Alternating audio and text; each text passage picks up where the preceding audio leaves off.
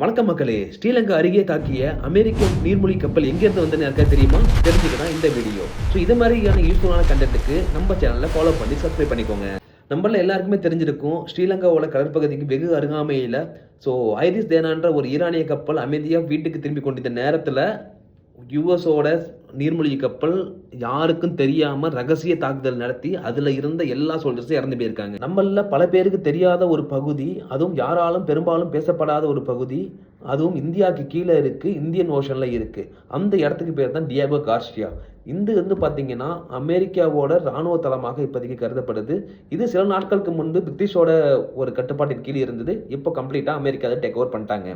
So இந்த இடத்துலேருந்து தாக்குதல் நடத்தியிருந்தால் மட்டுமே இவ்வளோ ஒரு சிறிய நேரத்தில் இவ்வளோ ஒரு துல்லியமான ஒரு தாக்குதலை நடத்தியிருக்க முடியும். அந்த இடம் தான் டியாகோ கார்சியா.